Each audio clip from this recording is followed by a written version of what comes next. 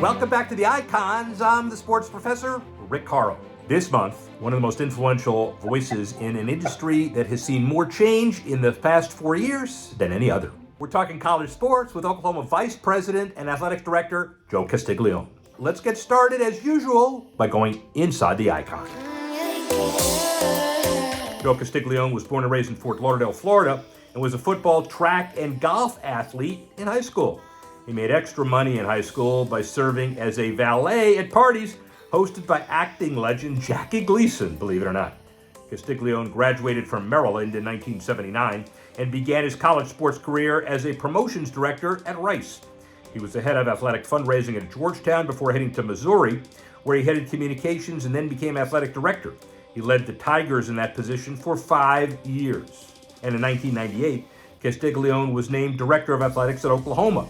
The Sooners have won 107 conference titles under his leadership and won 24 of their 43 team national titles since he took the helm. Castiglione has been named Athletic Director of the Year on multiple occasions and is the only person in history to serve on the College Football Playoff Committee, Division I Men's Basketball Committee, and Division I Baseball Committee. OU student athletes have recorded a cumulative GPA of over 3.0 for 23 consecutive seasons. Happy anniversary, 25 years at Oklahoma. July 1998, you get the appointment. Did you ever think when you accepted from your AD at Missouri post that you'd be in that same position, basically being a guide for college football for 25 years? Unbelievable. I was hoping for quite a long time, but I never would have imagined 25 years at one place. I think it's great. I guess it's probably one of those things you could hope for, but in the world of changing presidents and coaches and conferences and everything, all college sports, it's hard to imagine being one place for that long, but I'm so proud I am and grateful for the University of Oklahoma. How has the position of AD at Oklahoma evolved to be able to have you comfortably look at today and in the future? Coming to Oklahoma, we had our challenges back in 98 and the early part of the 2000s. We got things going in football, perhaps a lot faster than some would have imagined. But Oklahoma has always been a leader, and that was what attracted me to the University of Oklahoma. We could work through the challenges that existed at the time that Oklahoma could get back to being at the forefront of college athletics. Means a lot of times that means winning championships, and we've certainly done that very well. But also trying to be the right kind of voice, a proactive, forward-thinking type of university that helps work with colleagues and collaborate on the path forward. And we've always tried to do that. This last few years have been probably the most difficult because we don't have a real blueprint for handling the disruption and the chaos we're facing. But that being said, we've never been one to sit around and worry about it, make excuses. You got to find a way to compete and compete successfully. And like a lot of people in the country, that's what we're trying to do. Are we talking about the medical pandemic of the 2019 and 2020, or the emotional, psychological, and economic pandemic you're faced with today, or both? How about this, Rick? It was the perfect storm. Yeah. Because it all happened at the same time, more or less, and which may have made it even more difficult because as things were changing, we were trying to work through a variety of issues, and most of those meetings in those last months leading up to such a massive decision in the summer of 2021, most of those meetings were done on Zoom. And while we're really lucky to have the technology like we have right at this moment to utilize and supplement, it's not an excuse, but wow, these problems are massive and probably best when you have people's full attention when you're in the same room working through it together. Some people act out of fear. I think more importantly, strong entities should act out of positions of strength. Not that they know everything, Not that they can control everything, but they need to address those that are within the control. We're going to get into at the back of this the diversity, the softball championships, all of the other amazing sports things you've done, including the endowment to the Brazil Library and eliminating admissions to the Museum of Art. All of those things that an athletic program can do for a university that a lot of others can't. In a market that is an urban market, but I remember from the old Thunder days, it's not New York.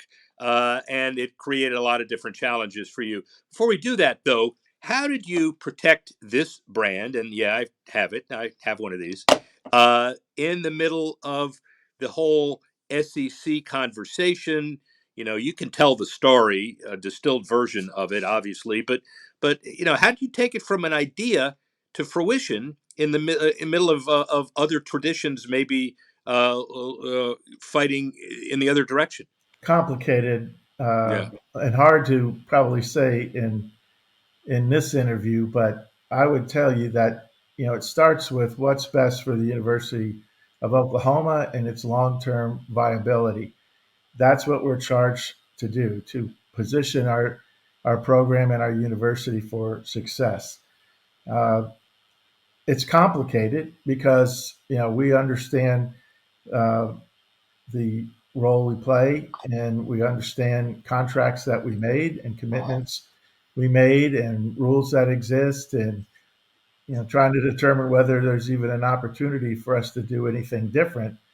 But the world was changing really going back to 2010 when Big 12 experienced its first uh, episode with conference realignment, Nebraska and Colorado leaving to go to the Big 10 and Pac 12.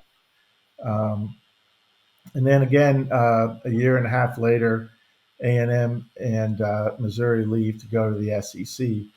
And there's a lot of complications. Again, we don't have time to get into the details, but we were watching this and trying to figure out where the long-term stable play would be for the University of Oklahoma. And quite candidly, we'd hoped it'd be in the Big 12. We weren't unhappy with the Big 12 at all. We were part of putting this conference together. We love the members that are in it, but we saw the world changing in ways that we couldn't fully control. And so we had to think about where we wanted to be and what provided our university with the stability going forward. And um, this isn't an exercise to say that we predicted it all, but there's a lot. The lion's share of what's happened in the last couple of years was something that uh, candidly we saw in the forecast. And again, looking for stability and long-term uh, viability for our program. And the requests that we were getting asked, that commitments that we were being asked to make, that we really didn't know what we were committing to because there wasn't anything to commit to at that point. And understanding you have to understand the entire ecosystem of how this was going to unfold. Television right agreements that were up for renegotiation, the timing, uh, the information we were getting back, all of that fits into the equation. And, um, I think that's, again, we have to exercise what we're tasked to do, and that's be strong leaders for the University of Oklahoma. You are one of the best three-dimensional chess players in history. But in the context of planning a move 8 out and everybody else maybe 6 out, talk to some friends who are ADs and you know them all. And one of the things that they are really the most concerned about is a lot of these decisions that are being made now and in the immediate future is they're beyond the control. You can guess, but you can't control everything that's happening. Best interest of the university, get it, but the chessboard has so many other moves on it that it's very difficult. How do you wake up in the morning and change your or alter your basic business philosophy that You have everything neatly tied up long term. And now you're basically in control of less than you would have been years ago. So, as usual, a great question from you, Rick. Uh, the we all start with who it is that we're trying to be, who we want to do it with, and what paths exist for us to make it possible. And so, vision is one, and then having a strategy and trying to realize what might be inevitable. I know there are complex issues and matters surrounding any decision that somebody might have to make, but sometimes, those decisions, um, you carry more risk by not making a decision than making one. And through the last 5 or 6, 7 years, one of the things that has frustrated me is at times when we, as an enterprise, I don't mean we Oklahoma, but all of college athletics have had a chance to address certain things. We we really didn't, and more like kick the can down the road type of thing. And maybe there was a small move, but the small move didn't beget a bigger move. I'd get it if it was something we were setting ourselves up to do and sort of doing it sequentially or at least in small steps. But it was really defense and no offense. And I think that's, I look back to a lot of different things when we had a chance to step up and do something to address some of the things we knew were going to be inevitable. And if we didn't think they were inevitable, then we had heads in the sand. And so all of that figures into why some people act out of fear. I think more importantly, strong entities should act out of positions of strength. Not that they know everything, not that they can control everything, but they need to address those that are within the control and have the upper hand. We're talking a uh, historical element of our society. College athletics has been phenomenal for the United States of America for way over 100 years. It's never been perfect. It's never been without challenge or criticism. But when you think about all the things that it does and go beyond the entertainment, think about how many first generation students get a chance to go to college and pursue a degree. They would never have one had that chance previously. Think about the opportunities it gives them to travel. Think about the experiences it gives them to prepare for life that go beyond the degree.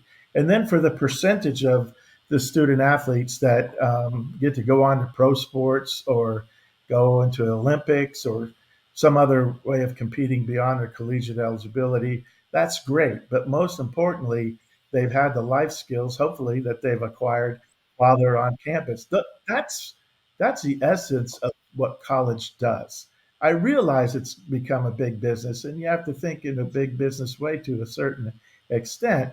But college athletics can still be something so special that it provides the citizens of the United States of America and those that come to this country to participate in college athletics as well as that you couldn't get anywhere else. And I think that's something worth fighting for. I believe that in some form or fashion, we're going to be uh, sharing. I don't know if people like that word, but sharing more of the financial revenue that sports generate with our athletes.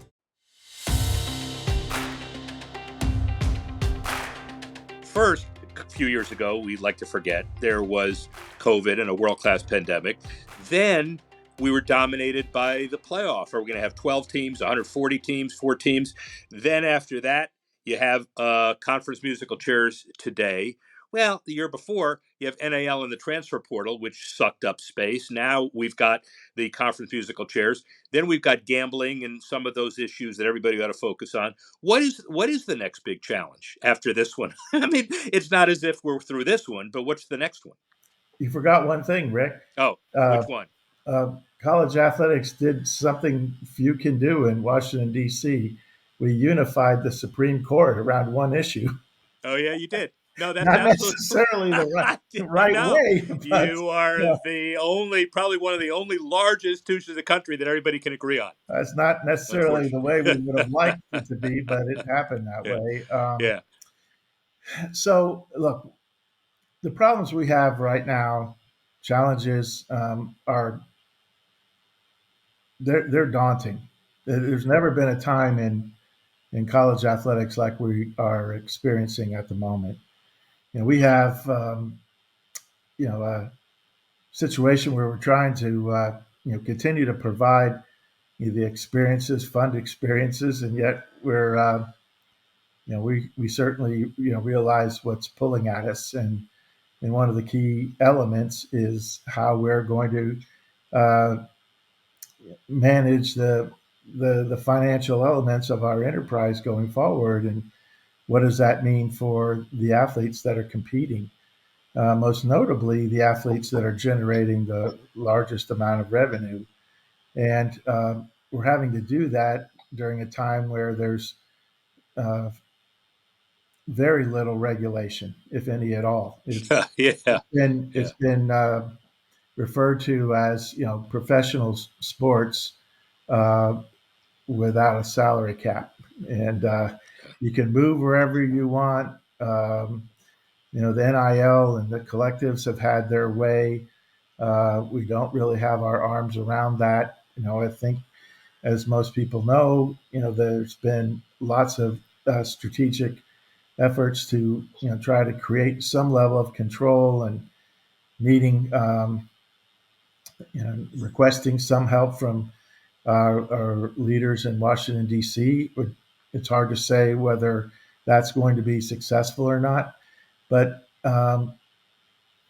and we have some lawsuits that we're having to deal with that are pretty challenging. And so all this going together at a time when we're trying to navigate the right path forward.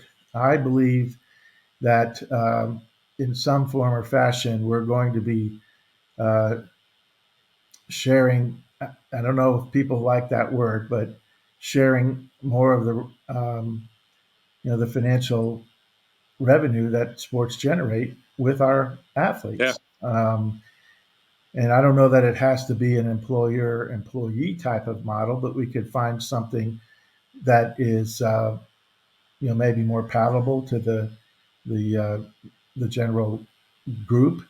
Um, Very tough. We have to figure out a way to do this without violating any antitrust laws. So it's challenging. But one thing I've always believed is that we have the best thought leaders in our enterprise, and getting the right ones to the table that can form a new playbook, not keep using the old one, um, and involve the athletes to as much as we can in creating a future, because it's their future that we're trying to chart.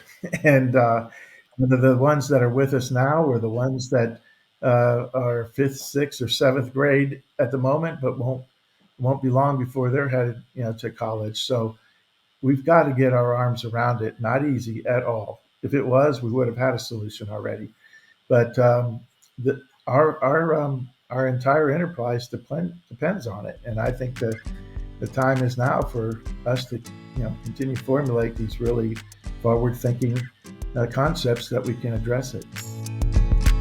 If we do this carefully, we can continue to have the same size programs that we have right now.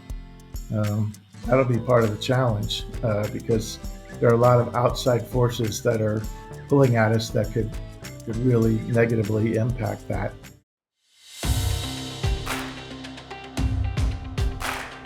Where is the business of college football 5 years from now? It's still going. That's as um, good as it gets. Yeah. so I think I think we will have figured out a revenue share model. I think we will have right sized our programs. I think that our athletes will feel good about their experience. And if we do this carefully, we can continue to have the same size programs that we have right now. That'll be part of the challenge because there are a lot of outside forces that are pulling at us that could really negatively impact that. But this enterprise isn't bulletproof, but it is at its core a very vital thing for our country. And I think at the end of the day, we will find the right path forward to give it strength to be successful in the years to come. That it continues to be fun, because working with people, while it can be very challenging, it's still the part of the job that we all call our why.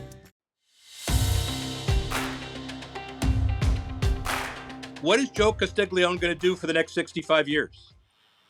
Defy logic, that's for sure. But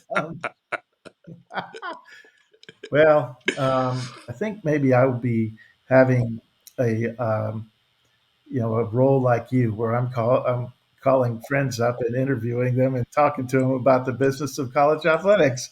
No, I got that role. You got to find another role. You do what you want, but you're not interfering with me. I will tell you this. I love what you do for college sports, and I am honored to have you be one of my friends. Thank you very much.